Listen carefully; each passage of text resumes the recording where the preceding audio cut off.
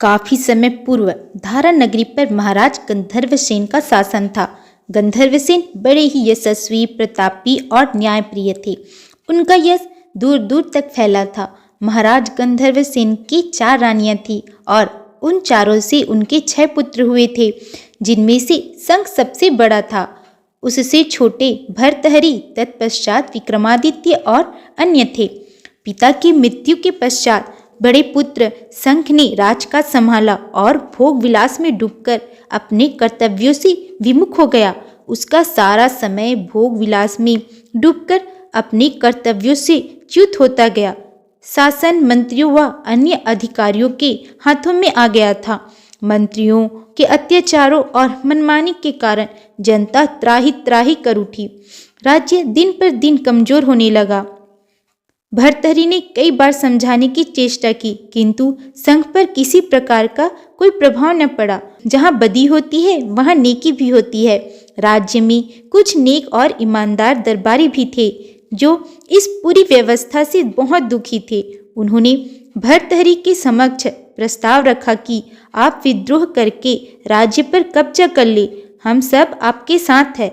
जब भर्तहरि ने देखा कि दूसरे छोटे छोटे राजा भी धारा नगरी को हड़पने के मंसूबे बना रहे हैं, तो उन्होंने विवश होकर अपने भाई के खिलाफ विद्रोह कर दिया। इसमें प्रजा, सेना और राज्य के वफादार दरबारियों ने उनका साथ दिया और देखते ही देखते राजा शंख का तख्ता पलट दिया गया। उस गृह युद्ध में शंख सहित सभी भ्रष्ट मंत्री और दरबारी मारे गए। राजा भर्तहरि ने गद्दी संभाल ली। भर्तहरि सुयोग्य मंत्रियों और अधिकारियों की नियुक्ति कर धर्मानुसार शासन करने लगे। भर्तहरि ने राज दरबारियों को यथा योग्य स्थान अपने दरबार में दिया था। उसके राज्य में गुणियों का आदर किया जाता था।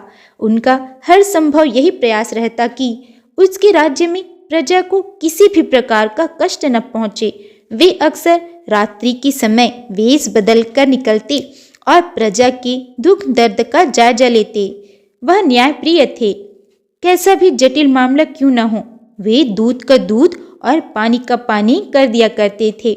यही कारण था कि उनका न्याय दूर दूर तक प्रसिद्ध हो गया था।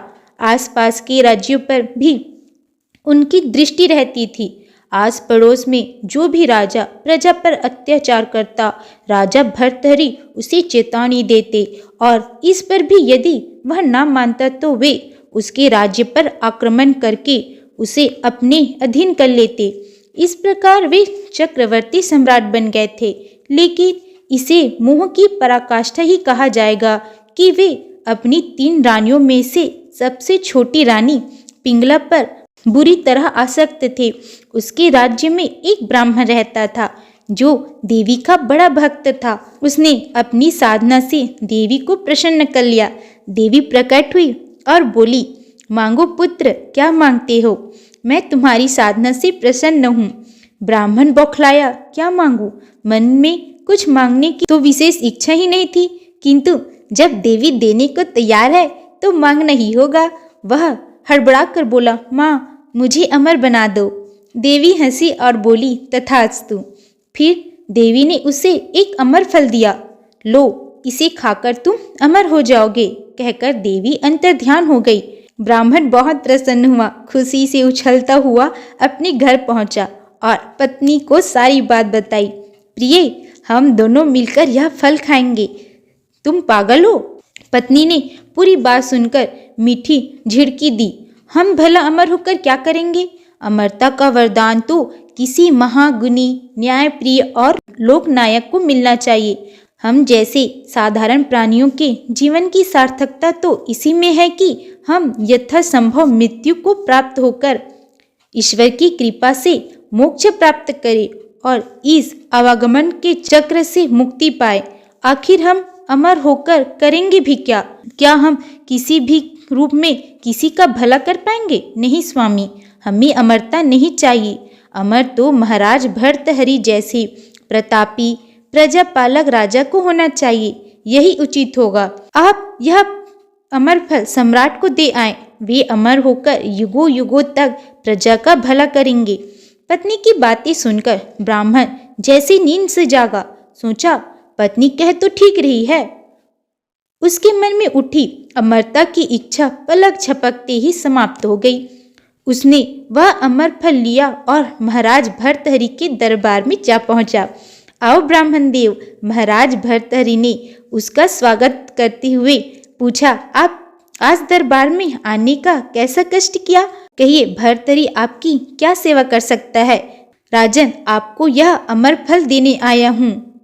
अपने आने का कारण बताते हुए ब्राह्मण ने कहा, इसे खाकर आप अमर हो जाएंगे और लंबे समय तक प्रजा को आपकी छत्र छाया प्राप्त होगी। किंतु यह अमर फल आपको कहाँ से प्राप्त हुआ और इसे आप स्वयं न खाकर हमें क्यों देना चाहते हैं?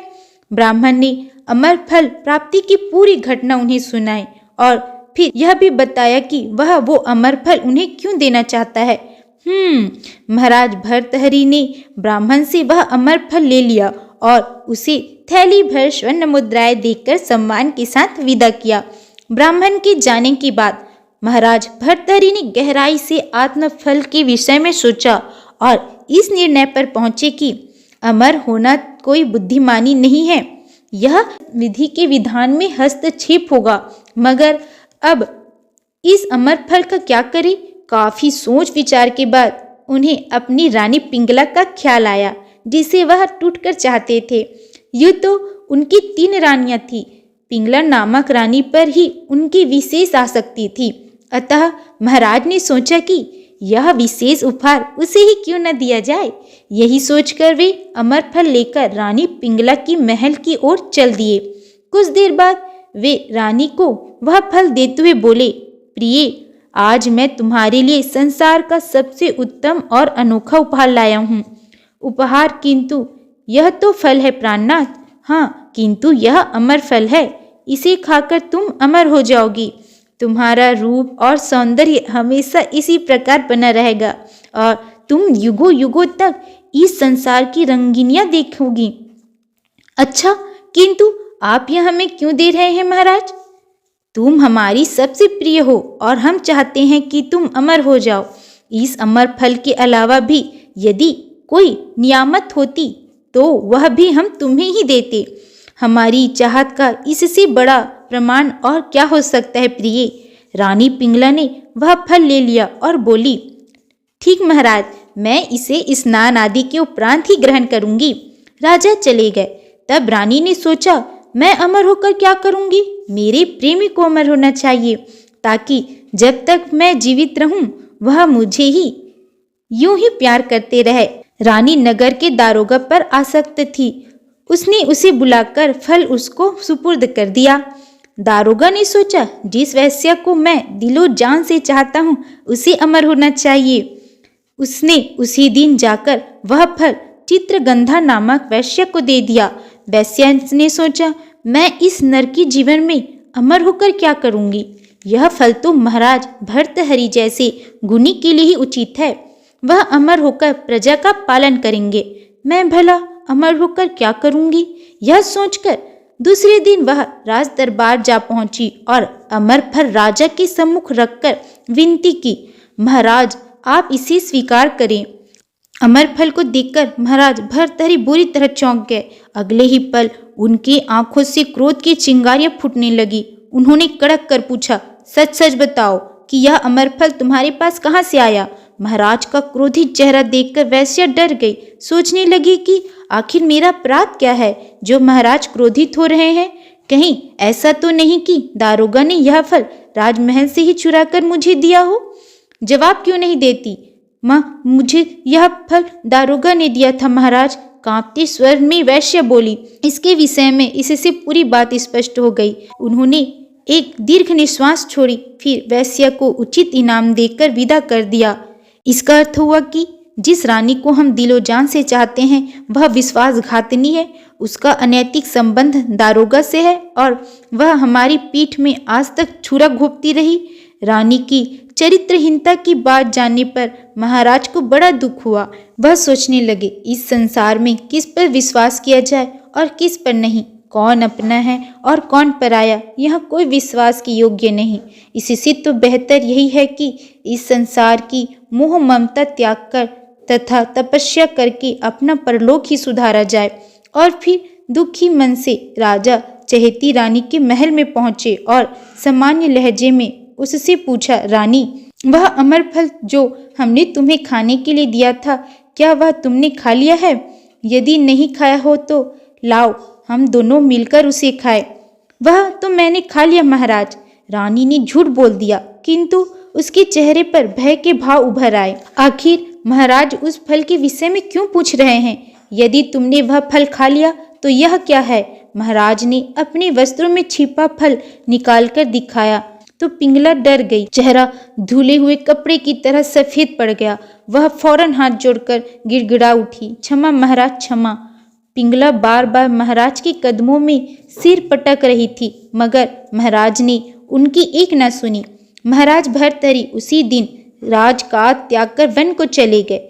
इसी पिंगला के कहने पर महाराज भर्तहरि ने कुछ समय पूर्व अपने छोटे भाई विक्रम को देश से निकाला दे दिया था। इस भेद के खुलने के बाद रानी को बड़ा गहरा सदमा पहुंचा और आत्मग्लानि के कारण उसने आत्महत्या कर ली। महाराज भर्तहरि के वन में चले जाने के बाद हालांकि मंत्री आदि राजकाज देख अवश्य रहे थे, किंतु अब धारा नगरी असुरक्षित हो चुकी थी। आस पड़ोस के छोटे छोटे राजा भी उसे हड़पने की फात देखने लगे थे। जब भगवान इंद्र को ज्ञात हुआ कि देवलोक तक में यश और कीर्ति अर्जित करने वाले महाराज भर्तहरि वन को चले गए हैं और इस समय धारा नगरी पर शत्रुओं की निगाहें उठ रही हैं, तब उन्होंने एक देव को उसकी सुरक्षा के लिए नियुक्त कर दिया। भर्तहरि की अनुपस्थिति में वही देव धारा नगरी की सुरक्षा करने लगा। उधर विक्रम को भी महाराज भर्तहरि के वियोगी होने का समाचार मिल चुका था। तब काफी समय व्यतीत हो गया तो विक्रमादित्य के मन में आया कि क्यों न एक बार धारा नगरी चलकर देखा जाए कि अब वहां का हाल कैसा है। उस समय रात जब आधी से अधिक गुजर चुकी, तब विक्रम सन्यासी का वेश धारण किए धारा नगरी में प्रवेश करने लगे, मगर तभी नगर के रक्षक देव ने उन्हें ललकारा, ठहर जा, कौन है तू? तो आज के वीडियो में बस इतना ही। मिलते हैं अगले वीडियो में। Bye bye.